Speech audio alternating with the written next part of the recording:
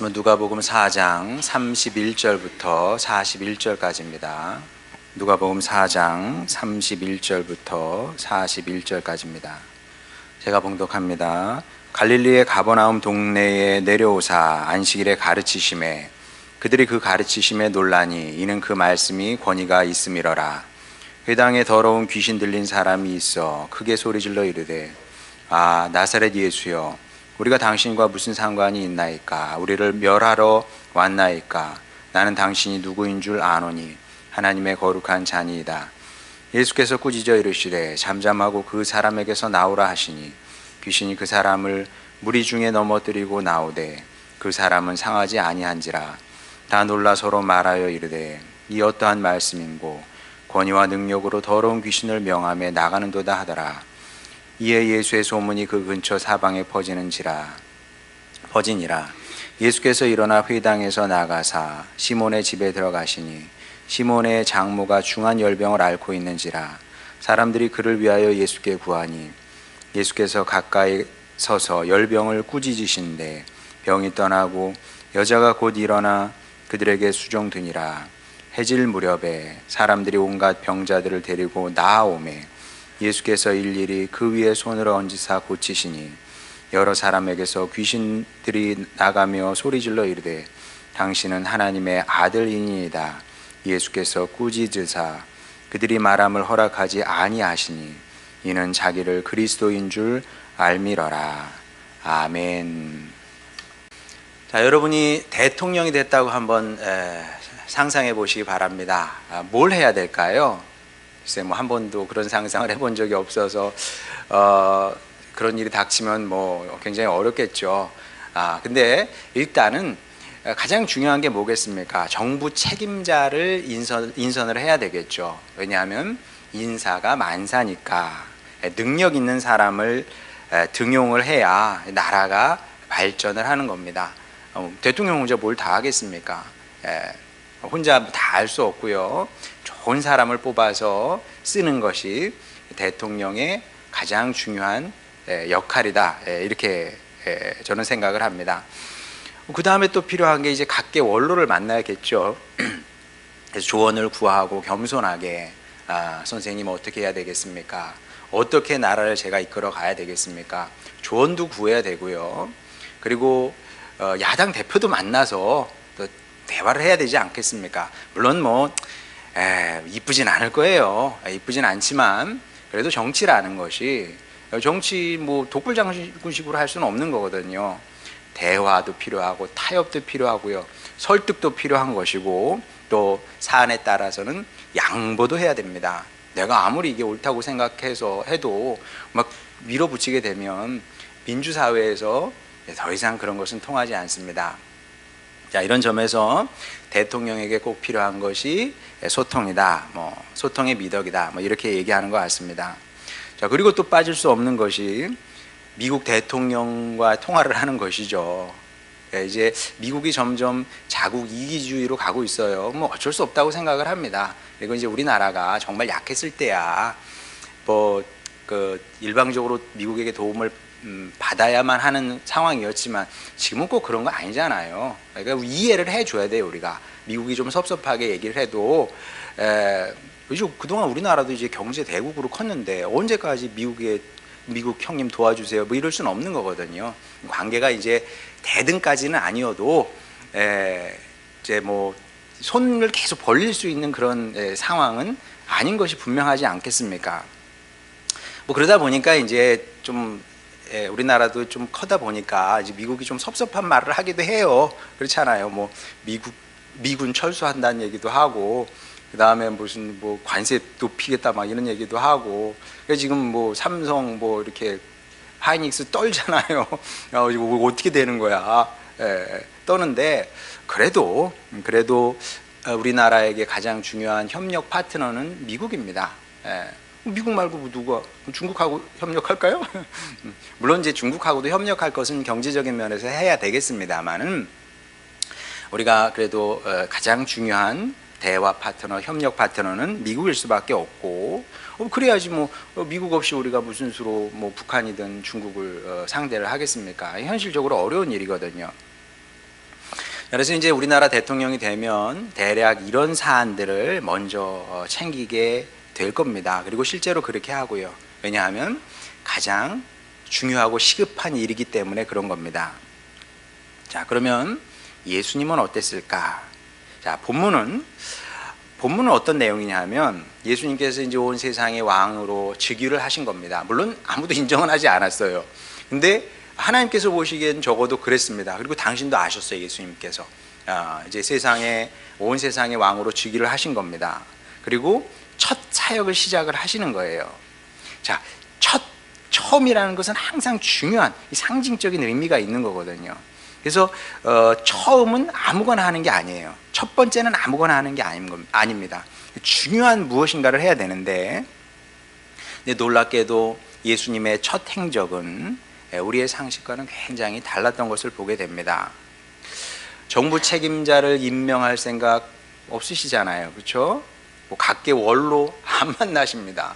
그리고 이 당시에 절대 권력자였던 로마 황제를 만날 계획도 예수님은 세우지 않으셨습니다. 대신 혈혈단신으로 가버나움으로 가시죠. 가버나움 그러면 여러분에게는 뭐 아무 느낌이 없을 거예요. 그렇죠. 영덕 우리나라 도시인데도 아무 느낌이 없잖아요. 안 가봤으니까. 저 안 가봤거든요. 영덕이 있다는 건 알지만 영덕이 어떤 곳인지 잘 몰라. 근데 우리나라 도시도 우리가 모르는 마당에 이역 만리 가버나움이 우리에게 무슨 느낌이 있겠습니까? 아무 느낌이 없습니다. 자, 반면에 누가복음을 읽었던 초대교회 성도들은 웬 가버나움?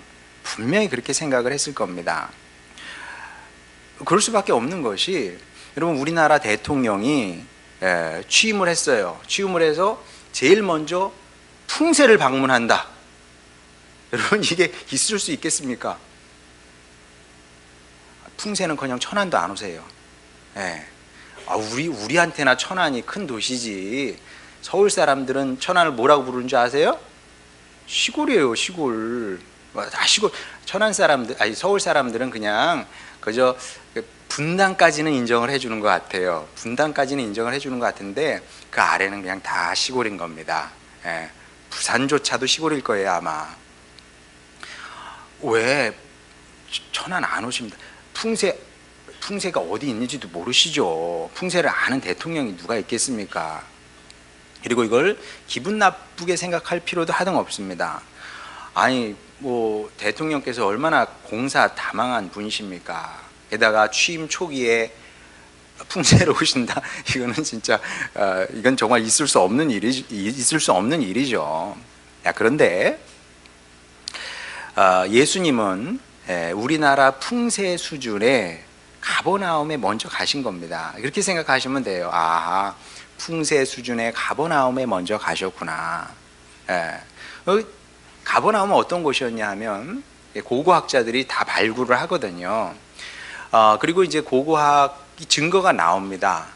그 고고학적 증거에 의하면 당시 가버나움은 아주 가난한 사람들이 모여 사는 어촌 마을이었습니다. 발굴을 해 보니까 우리식으로 말하면 마트도 없는 거예요. 우리식으로 말하면 마트조차 없는 아주 시골이에요. 그리고 발굴되는 것이 그냥 조그만 집터들만 잔뜩 발굴이 됐지 아무것도 없습니다. 그러니까 이제 가난한 어민들이 사는 그런 보잘것없는 마을이었던 거죠. 이해가 안 되잖아요. 왜 거길 가셨을까? 이래서 주님의 길은 우리의 길과 다르다 이렇게 얘기를 하는 건데, 왜냐하면 세상에 어떤 통치자가 이런 식으로 나라를 통치를 하겠습니까? 불가능한 일이거든요. 있을 수 없는 일이거든요. 우린 궁금하잖아요. 주님 도대체 왜 그러셨습니까? 묻고 싶어요. 그럼 주님께서 뭐라고 대답을 하실까요, 여러분? 뭐라고? 몰라요. 제가 예수님이 아니기 때문에 알 길은 없지만 예수님께서 그렇게 대답하실 것 같아요. 그럴 수밖에 없었다. 그럴 수밖에 없는 거예요. 예수님 왜 세상을 창조하셨습니까? 그럴 수밖에 없었다. 예수님 왜 하나님이 사람이 되셨습니까? 그럴 수밖에 없었다. 왜 십자가를 지셨습니까? 그럴 수밖에 없었다. 아니 그럼 그럴 수밖에 없었다고 그래야지. 그거 말고 무슨 대답할 게 뭐가 있겠어요. 여러분 우리나라 부모님들 불쌍해요. 예. 그 OECD 그 노인 빈곤율 1등이래잖아요. 우리나라가 2등도 아니고 1등이랍니다. 왜 1등이에요? 자식한테 다 퍼줘서 그래요. 멍청하지, 어리석지. 다 퍼줘서. 예. 우리나라 부모님의 특징이죠. 다 퍼줘. 그러면 다시 부모가 되면 안 퍼줄까요? 또 퍼주지. 예. 저는 그래서 그게 우리나라 부모님들, 우리나라의 정서, 우리나라 사람의 그 정서라고 저는 생각을 하는데, 그게 어리석은 부분도 있지만 또 감동적인 부분도 있어요. 예. 그런 사랑을 받았으니까 또 자녀들이 또 그 사랑의 관계를 또 맺고 살고 또 마음에 감동도 있는 거고요. 어저께 하윤이 저녁 TV 저녁 먹고 나서 TV 잠깐 보여줄게 그랬더니 노래 경연 프로그램이 나오더라고요. 최정원 씨인가 얼마 전에 어머니께서 돌아가셨대요. 어머니 돌아가신 얘기하면서 노래를 부르는데 사람들이 다 울어요. 우리나라 이 사람들에게 그 어머니라는 이름은 그런 거거든요. 얘기하면 눈물이 나는. 예. 다른 나라 사람들은 꼭 그렇지는 않습니다, 여러분. 제가 독일에 있을 때 또 독일 아저씨가 이해를 못해요. 나 한국 사람들 이해를 못하겠다. 아니 다 컸는데 왜 또 돈을 줘가지고 유학을 보내냐. 지가 알아서 할 문제지. 예. 그러면서 그분이 뭐라고 얘기하냐면 독일 사람들은 가족이라도 그 정도 배지웅이라 그래요. 배지웅. 그 정도 관계가 형성이 안 된대요. 그러니까 자녀가 20살 넘어가면 줘도 최소한만 주는 거지. 그렇게 너희들처럼 막 이렇게 생활할 수 있게끔 막 돈을 막 100만 원, 200만 원 우리식으로 말하면 보내지 않는다는 거죠. 그 정도 관계 형성이 안 된대.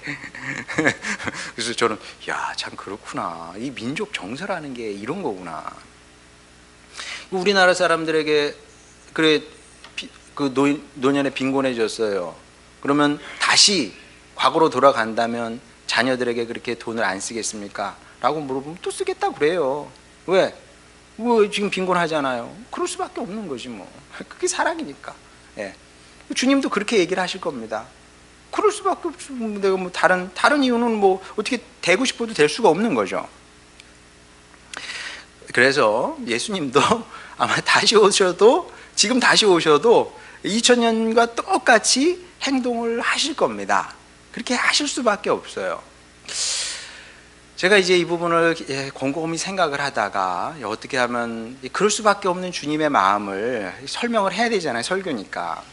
생각을 하고 이제 묵상을 하는데 오래전 기억이 떠올랐습니다. 30년 정도 된 얘기인데 그 당시에 저는 이제 대전 유성에서 이제 군 생활을 하고 있었습니다. 국방과학연구소 외곽이었는데 이렇게 분지 작은 뭐 작다고 할 수는 없죠. 국방과학연구소가 그 안에 있으니까 분지가 있고 그 국방과학연구소를 이렇게 산이 둘러싸고 있잖아요. 우리 부대는 그 산 경계 임무를 맡고 있었던 거죠. 그 지역은 참 가을 풍경이 정말 아름다운 곳이었습니다. 그래서 군 생활에 낙은 뭐 거의 없잖아요. 군 생활 생각하면 다시는 가고 싶지 않은 곳 이런 건데 그래도 이제 몇 가지 낙은 있었어요. 휴가, 특박 그런 거 아니면 없네. 근데 그 중에 하나가 뭐냐면 경치가 아름다웠습니다. 또 그럴 수밖에 없는 게 거기 이제 민간인이 출입할 수 없는 보호구역이거든요. 군사 보호 시설이 있으니까 민간인들이 올 수 없기 때문에 자연이 잘 보존돼 있고 그래서 그런지 여기 이제 뭐 야생 동물도 굉장히 많이 있었습니다.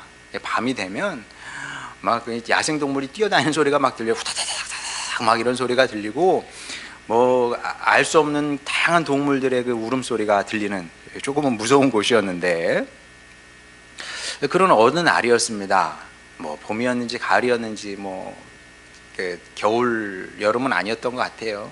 그래서 이제 밥 먹고 점심 먹고 야간 경계에 쓰고 이제 아침에는 오전에는 잠을 자거든요. 그리고 일어나서 이제 밥을 해서 먹고 설거지를 하고 있는데 저 멀리서 분명히 그 반려동물은 아니에요. 동물이 우리 쪽으로 이렇게 비틀비틀거리면서 이제 오는 겁니다. 당황스럽잖아요. 아니 분명히 저게 야생동물인데 우리가 사람이잖아요. 야생동물이 사람 모여있는 데로 온다는 것, 이것은 그 사파리에 가면 뭐 그럴 수 있어요. 저기 아프리카 사파리 가면 그러기도 한다고 그러더라고요. 우리나라에서 야생동물이 사람이 모여있는 곳으로 온다? 그건 있을 수 없는 일이거든요. 그게 어떻게 가능하겠습니까? 그래서 우리도 야 이게 뭔 일인가 생각을 하고 설거지 하다 말고 다 그 보기 시작을 하는 거예요. 그리고 이제 준비를 하는 거죠. 왜냐하면 제가 그러니까 우리를 공격할 수도 있으니까. 조그만 놈이어서 무섭지는 않아요. 그래서 이게 긴장을 하고 딱 있는데 비틀비틀 오더니 우리 뭐 몇 미터 앞에서 푹 쓰러지는 겁니다. 그래서 이게 뭔 일인가 하고 이제 다 같이 가서 본 거죠. 가까이 가서 보니까 이게 쪽제비인데, 우리 학생들은 쪽제비가 뭔지 모르겠죠. 있어요. 이제 고양이보다 약간 클까? 이제 노란색 그 털을 가진 그 동물인데, 가서 보니까 쪽제비더라고요. 저도 진짜 오래간만에 봤어요. 이제 어렸을 때 시골에는 쪽제비가 흔히 있었는데, 군대 가서 거기 처음 본 거죠. 정말 빼짝 말랐습니다. 정말 빼짝 아주 흉측하게 말랐어. 근데 마른 것도 끔찍한데 보니까 딱정벌레 같은 벌레가 온몸에 그냥 타타타닥 붙은 거예요. 와, 진짜 소름이. 그러더니 그놈이 그냥 몰라요. 얼굴 표정은 제가 그렇게 생각을 해서 그런 거지만 굉장히 고통스러웠던 것 같아요. 동물은 표정이 없다는데, 근데 제가 그렇게 느꼈겠지. 근데 하여간 굉장히 고통스러운 얼굴을 하고 숨을 가쁘게 막 쉬더라고요. 한동안 쉬더니 죽더라고요. 죽어. 그래서 그 모습을 보면서 지금도 제가 잘 모르겠습니다. 얘가 병에 걸려서 죽을 때가 돼서 벌레들이 들러붙은 건지, 아니면 벌레가 들러붙어서 죽게 된 것인지 알 길이 없는데, 어쨌건 뭐 별일 아니긴 했습니다만은 평범한 일상에서 일어났던 작은 파문 같은 그런 사건이었습니다. 그 모습을 보고 제가 그날 밤에 깊이 생각을 했어요. 산다는 게 뭘까? 그리고 죽는다는 것이 무엇일까? 이런 생각을 깊이 했고, 이게 오랫동안 이 사건이, 이 기억이 지워지지 않고 지금도 또렷이 기억이 나는 거죠. 자, 그러면 이 얘기를 왜 하냐 하면, 살아보니까 사람이나 쪽제비나 크게 다를 바가 없더라. 그렇기 때문에 진짜 그렇습니다, 사실은. 자, 어떤 점에서 그런지 우리 본문 말씀 한번 읽어보도록 하겠습니다. 40절부터 41절 전반부까지. 해질 무렵에 사람들이 온갖 병자들을 데리고 나오매 예수께서 일일이 그 위에 손을 얹으사 고치시니 여러 사람에게서 귀신들이 나가며 소리질러 이르되. 자, 예수님 이 말씀뿐만 아니라 오늘 본문 말씀 전체가 사실은 마찬가지인데, 예수님 당시 얼마나 많은 사람들이 각종 벌레에 시달리고 있었는지 잘 보여주고 있는 거죠. 인생이란 벌레에 시달리는 거다. 물론 보이지 않는 벌레죠. 보이지 않는 벌레, 악한 영이 들러붙기도 하는 거고요. 그리고 질병이라는 벌레가 우리 몸에, 우리 마음에, 우리 영혼에 들러붙기도 하는 겁니다. 자, 그러면 엄청난 고통인 거죠. 벌레가 들러붙었으니까. 자, 그런데 이제 예나 지금이나 이런 사람들은 빈민 지역에 더 많을 수밖에 없습니다. 가난하면 다양한 질병에 더 쉽게 노출이 되죠. 정신적인 질병이 됐든 뭐 영적인 질병이 됐든, 뭐 영적인 질병은 그렇다고 치도 뭐 육체의 질병은 분명히 가난한 지역에 사는 사람들에게 더 많이 생깁니다. 그래서 예수님께서 이 가버나움에 먼저 가실 수밖에 없었던 거죠. 가난한 지역이었고 그 지역 사람들이 다른 지역 사람보다 더 많은 고통을 당하고 있었기 때문에 거길 먼저 가실 수밖에 없었던 겁니다. 그러니까 뭐 많이 배운 사람, 부자는 싫어서가 아니고, 그게 아니고, 가난한 사람일수록 벌레가 많이 꼬이기 때문에 가버나움에 가실 수밖에 없었던 겁니다. 그래서 이제 사람들이 자꾸 예수님을 계급투쟁의 전사로 몰아가려는 경향이 있어요. 예수님은 불쌍한 사람, 가난한 사람만 좋아하신다. 그게 아니고 긍휼이 그분을 이제 움직이게 한 겁니다. 긍휼의 마음이 그분을 가버나움으로 이끄신 거죠. 당연한 거죠. 여러분, 쪽제비에 벌레가 붙어 있어도 떼주고 싶은 게 인지상정이거든요. 그렇지 않아요, 여러분? 예. 물론 이제 뭐 동물이 가만히 있지 않으니까 우리가 어쩔 수 없이 그냥 내버려 두는 거지. 예. 우리가 어떻게 할 수 있다면 비닐장갑이라도 끼고 떼주고 싶은 게 사람의 마음이에요. 정상적인 사람은 그런 겁니다. 예. 걔가 고통을 당하고 있는데 그걸 가만히 보고 있겠습니까? 그러면 동물, 한낱 미물을 향해서도 우리가 긍휼의 마음이 도는데 지금 당신의 자녀들이 악한 영과 질병으로 인해서 고통을 당하고 있는 것을 뻔히 보시고 계시잖아요. 또 어떻게 가만히 계시겠습니까? 그래서 예수님은 가버나움으로 가실 수밖에 없었던 거죠. 가련한 내 백성을 속히 구해야 한다는 그런 절박함이 예수님을 그쪽으로 몰아간 겁니다. 예수님을 몰아간 거죠. 자, 그래서 이제 이런 치유와 구원의 역사를 예수님께서 만드시게 되는데, 자, 그럼 이건 2000년 전에 일어났던 일이고, 지금 우리는 어떠냐? 우리는 다를까? 우리에게는 벌레가 안 들러붙을까? 물론 정도의 차이는 있습니다. 2000년 전 가버나움 사람에 비하면 우리는 굉장히 좋은 환경에 살고 있죠. 그래서 그 사람들에 비해서 우리에게는 좀 덜 들러붙을 수밖에 없는 것은 사실입니다만은, 하지만 그렇다고 해서 벌레가 안 들러붙는 사람은 없습니다. 그거는 불가능한 일이다. 왜냐하면 뭐 감기 안 들고 싶으면 진공의 환경 속에서 살면 되죠. 이제 산소만 공급하고 그러면 그렇게 하면 뭐 감기는 안 걸릴 겁니다. 근데 그런 삶이 가능하지 않잖아요. 그렇죠? 뭐 잘 모르겠습니다만은 그런 환경에서 살게 되면 면역력이 무너져서 더 빨리 죽지 않을까 뭐 그런 생각도 하는데, 이건 뭐 제 생각이어서 뭐 맞는지 틀린지 모르겠어요. 불가능합니다. 그런 삶이라는 것은. 마찬가지로 영적인 벌레가 없는 환경에서 산다는 것도 있을 수 없는 일이다. 악한 영이라는 벌레, 질병이라는 벌레, 두려움과 불안이라는 벌레가 호시탐탐 들러붙게 돼 있어요. 누구에게나. 그리고 들러붙어서 가만히 있습니까? 우리의 체액을 빨아먹지. 우리의 영혼의 체액을 빨아먹고요. 우리 정신의 체액을 빨아먹습니다. 체액을 빨아먹으니까 정신적인 고통을 느끼는 겁니다. 내가 무언가에 빨리고 있어 지금. 그러니까 고통을 느끼는 거예요. 스트레스 이런 게 다 그런 겁니다. 그리고 빨리고 있으니까 내 몸에 병이 생기는 거고 뭐 그런 거죠. 이런 식으로 벌레는 우리를 찾아와서 우리를 곧 불행하게 만들려고 하고 고통스럽게 만들려고 하고, 그리고 결국 죽음으로 이끌어 가려고 한다는 겁니다.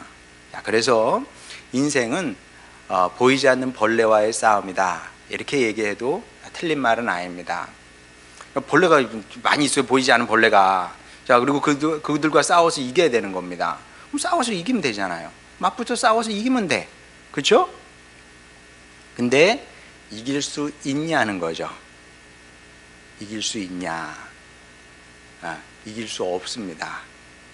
자, 요거는 다음 주에 좀 더 자세하게 여러분과 이제 나누려고 하는데, 못 이겨요. 못 이겨.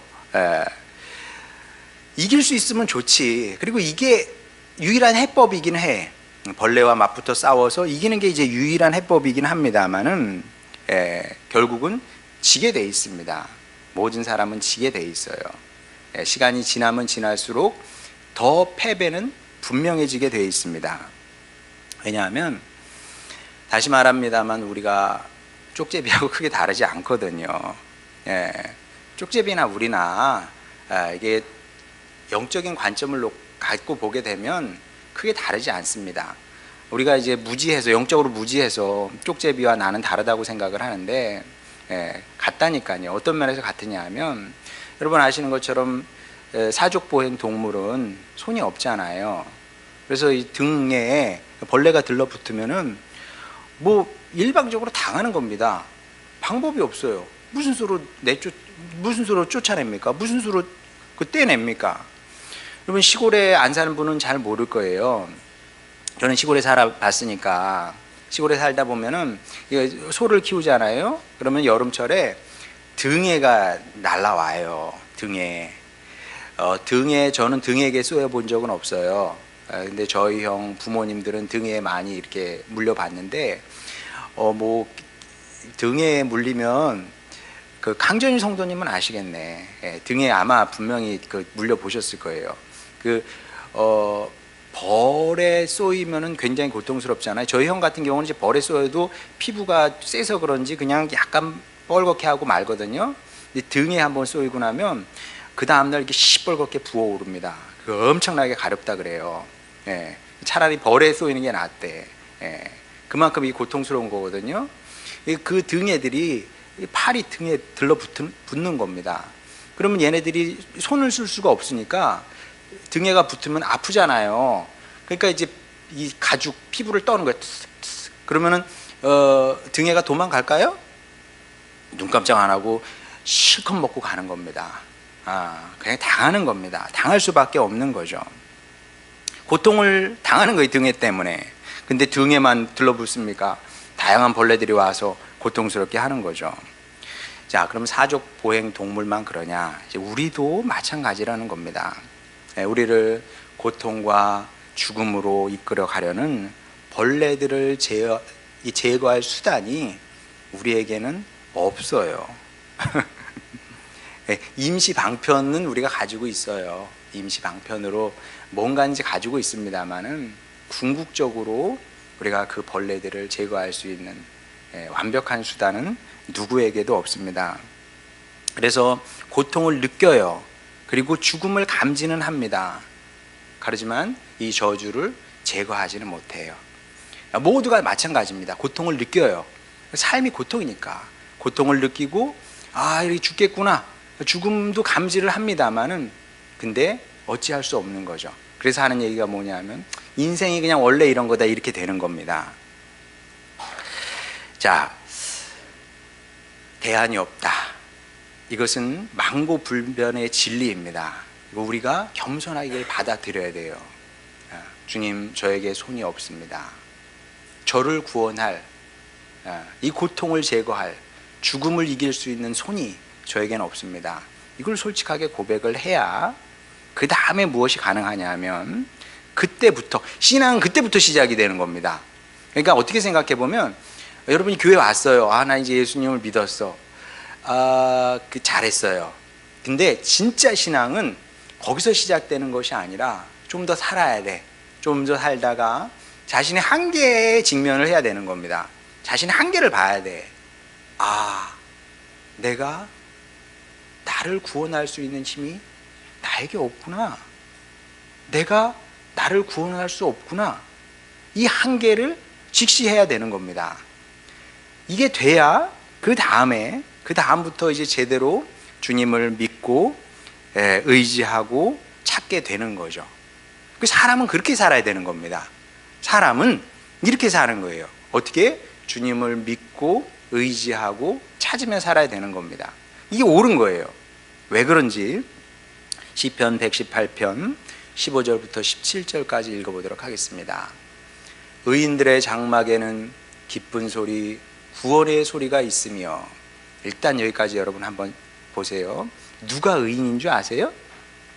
누가 의인이에요? 금요일 날 우리 아이들하고 창세기를 읽고 있는데, 창세기에 의하면 의인은 도덕적으로 완벽하고 완전한 사람이 의인이 아니고요, 하나님과 겸손히 동행한 사람들을 의인이라 그래요. 하나님과 동행한 사람이 누굽니까? 예. 누구예요? 여러분 자녀 생각하면 돼요. 여러분의 자녀가 여러분과 동행하잖아요. 예. 마찬가지입니다. 자녀들이 여러분을 의지하고 바라고 기대고 이게 잘하는 거잖아요. 마찬가지로 성경이 말씀하는 의인이라는 것은 도덕적으로 완벽한 사람이 아니라 하나님을 하나님으로 인정하고 하나님을 믿고 의지하며 사는 사람을 얘기하는 거죠. 그들의 장막, 집이죠. 집에는 기쁜 소리, 구원의 소리가 있을 수밖에 없대요. 왜냐하면 여호와의 오른손이 권능을 베푸시며 여호와의 오른손이 높이 들렸으며 여호와의 오른손이 권능을 베푸시는도다. 17절 내가 죽지 않고 살아서 여호와께서 하시는 일을 선포하리로다. 주님의 손이 우린 손이 없어요. 우린 손이 없어. 물론 있지. 그러나 이 손으로 우리가 우리 자신을 구원할 수 없다니까요. 이 손 말고 진짜 능하신 주님의 손이 있는데 그 손이 나타나야 그 손의 능력으로 우리 삶의 진짜 구원이 가능하다는 것이고, 그래서 결론이 17절이거든요. 내가 죽지 않고 살아서 여호와께서 하시는 일을 보고 선포하게 된다. 자, 한 구절 더 보겠습니다. 시편 123편 1절 2절 하늘에 계시는 주여 내가 눈을 들어 주께 향하나이다. 상전의 손을 바라보는 종들의 눈같이 여주인의 손을 바라보는 여종의 눈같이 우리의 눈이 여호와 우리 하나님을 바라보며 우리에게 은혜 베풀어 주시기를 기다리나이다. 자, 다시 우리 쪽제비로 돌아갑시다. 쪽제비가 조금만 일찍 우리를 찾아왔어도 살 수 있었을 텐데, 그쵸? 쪽제비가 찾아와서 자신의 몸을 보이고 나 아프다고 그러면 우리 군인들 착해서 할 일도 없으니까 그때 주고 뭐 이렇게 됐을 텐데, 근데 끝까지 고집 피우고 산속에 있다가 다 죽게 돼서 와서 그렇게 된 거 아니겠습니까? 근데 여러분, 사람이 그렇게 미련해. 진즉에 찾아와야지 주님을. 진즉에 주님 앞에 와야 돼요. 똑똑한 사람은 그런 사람입니다. 마음의 고통이 와, 몸이 고통스러워, 뭐 어떻게 합니까? 병원도 가긴 해야지. 병원도 가긴 해야 되지만 그 전에 주님 앞에 나와야 되는 겁니다. 주님 앞에 여러분의 환부를, 여러분의 약한 부위를 보여드리고, 아버지 아파요, 아버지 힘들어요, 아버지 고통스러워요. 그러면 어떻게 하시겠습니까? 그러면 주님께서 능하신 손으로 여러분의 몸에, 여러분의 영혼에, 여러분의 정신에 들러붙어 있는 벌레를 떼어내시지 않겠습니까? 그렇게 구원해 주시지 않겠습니까? 그리고 이 일을 하러 예수님께서 오신 거거든요. 여러분, 이 주님께서 또한 동일하게 우리를 구원하시기 위해서 오늘 이 자리에 오셨습니다. 그러니 여러분, 이제 앞으로는 고아처럼 살지 마세요. 미련하게 살지 마시고, 여러분의 몸에 안 붙을 수가 없어. 벌레는 그냥 붙는 거예요. 그냥 아무리 쫓아도 그냥 또 붙어.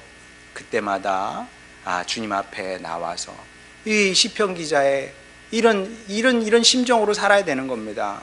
주님을 바랍니다. 주님 손에, 능력의 손에, 그 구원하는 능력의 손에 은혜를 소망합니다. 사모합니다. 이런 자세로 여러분이 살아가시길 바랍니다. 그러면 주님께서 이런 여러분에게 왕의 능력을 보이실 겁니다. 왕의 능력을 보이셔서 그분의 위대한 능력으로 여러분을 고치고 치유하고 그리고 온전히 세워주실 겁니다. 바라기는 이렇게 주님 주시는 구원의 기쁨을, 세상에는 없어요. 이런 거 세상에는 없는, 세상 사람들이 알지 못하는 구원의 기쁨을 누리고 나누며 살아가는 축복의 자녀들 되시기를 주님의 이름으로 축원합니다. 우리 찬양 부르고 기도하도록 하겠습니다.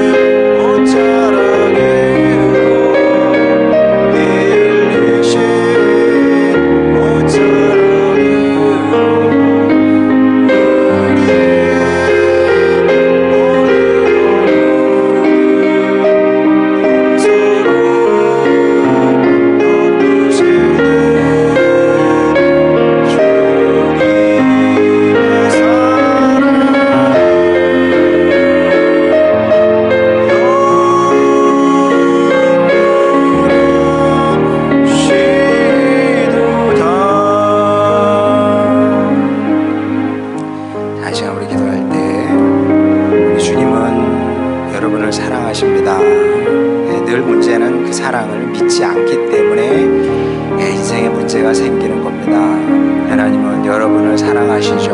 얼만큼 사랑하실까요? 에스겔에 보면 굉장히 감동적인 말씀이 나옵니다. 피투성이가 되어도 살아라. 피투성이가 돼도 살아라. 그럼요, 주님, 우리가 망하고 죽는 것을 원하시지 않습니다. 우리 이기고 살기를 원하시죠. 어떻게 하면 이길 수 있을까요? 어렵지 않습니다. 주님께 우리의 환부를 보여드리면 되는 겁니다. 우리의 약함을, 또 우리의 병든 몸과 마음과 영혼을 보여드리고, 주님, 제 힘으로는 안 되더라고요. 제 힘으로는 안 됩니다. 도와주십시오. 그러면 주님께서 여러분에게 오셔서 여러분을 고치시고 치유하시고 온전하게 하실 겁니다. 이 사실을 믿어야 우리가 그때부터 제대로 신앙생활을 할 수가 있는 겁니다. 그래서 시간 우리 기도할 때, 주님, 제가 이런 믿음의 사람이 되겠습니다. 지혜로운 사람이 되겠습니다. 그리하여 주님, 천국에 가려고 신앙생활 하는 것이 아니라 제가 이 땅에서도 천국을 경험하겠습니다. 하나님의 사랑과 능력과 구원을 경험하겠습니다.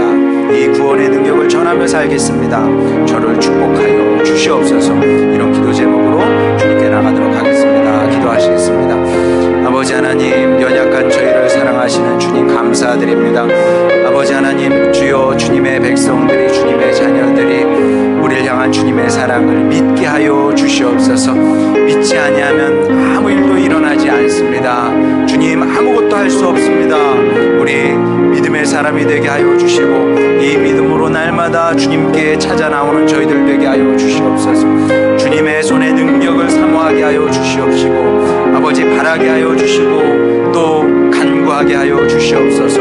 그리하여 이것저것에 시달리는 인생이 아니라 주님의 구원의 능력을 체험하게 하여 주시옵소서. 주님의 오른손이 우리를 구원하시고 고치시고 치유하시는 것을 보게 되기를 원합니다. 아버지 하나님, 평생 눈물을 흘리며 살 수는 없습니다. 웃으며 살게 하시고, 주님, 오늘 말씀 우리가 들은 것처럼 주님, 의인의 삶에는, 그 가정에는 기쁨이 있다고 했사오니, 아버지 하나님, 우리 하늘소망교회 식구들 모두 그 놀라운 은혜를 체험하며 살기를 원합니다.